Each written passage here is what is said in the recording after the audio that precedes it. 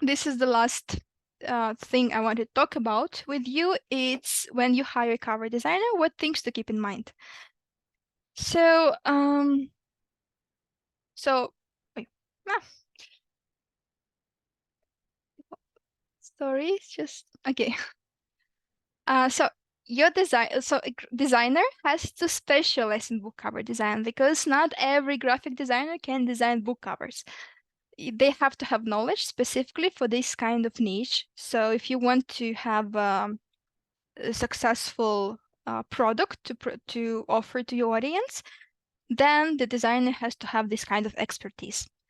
They have to be open to share their portfolios, website, where to find them, or where the clients communicate with them.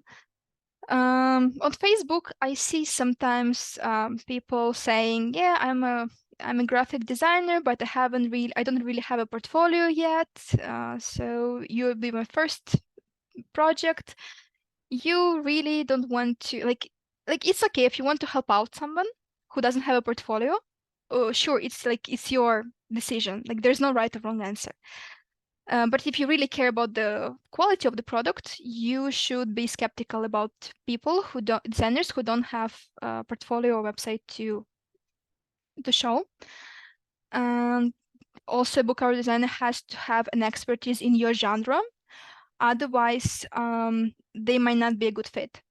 Also, like not every book cover designer can design all genres out there. If they're great in horror genre, they might not be a good fit for romance, for example. It's totally normal. Like in our team in Mibart, we have 6 cover designers, and they all specialize in certain genres and some subgenres. So we design projects to designer who specializes in this genre. And you need to gather testimonials or reviews if the designer have any. It will ensure that you are working with a reliable person. And you need to also evaluate how the designer communicates with you. If they have a professional tone, they are being clear, because otherwise you don't really want to work with someone unreliable or someone toxic. So everything starts with the communication. And it's also important to ensure that they can reply on timely manner. Some creative people, they are not so good at soft skills. I know that. And some creative people might not be like professional in communication because they have hard skills, right? And soft skills is something that you need to, like, somebody have them, somebody develop them. So just keep this in mind, that you really want to ensure that you can have a professional relationship with this person and evaluate how are they in professional world.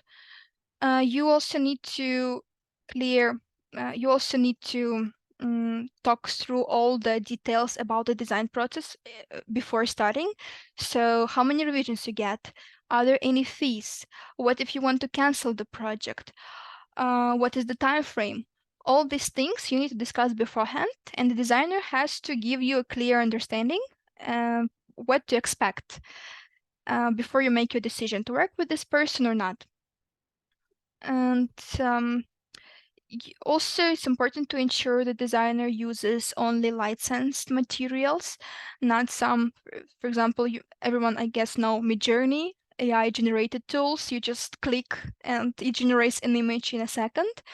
But then some people want to sell it for like something that takes them 1 second. They want to sell it for, I don't know, $100 or something. So you really want to ensure that you work with the person that can provide you some proof of licensed images or like how they work.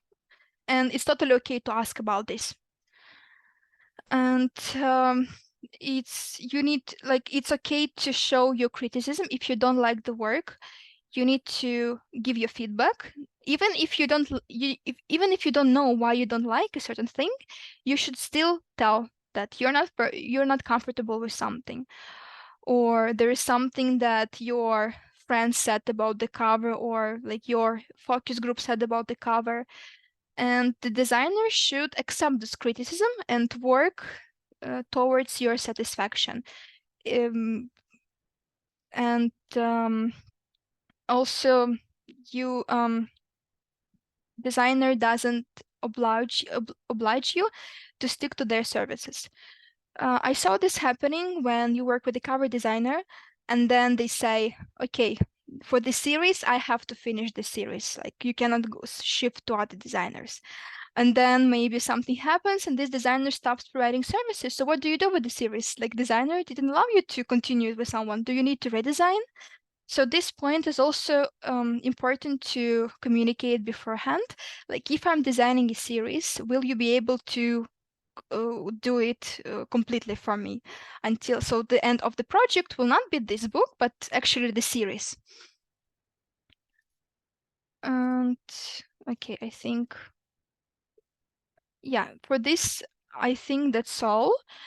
And yeah, be welcome to like when you work with the cover designer, provide constructive, detailed creative brief, and then constructive criticism.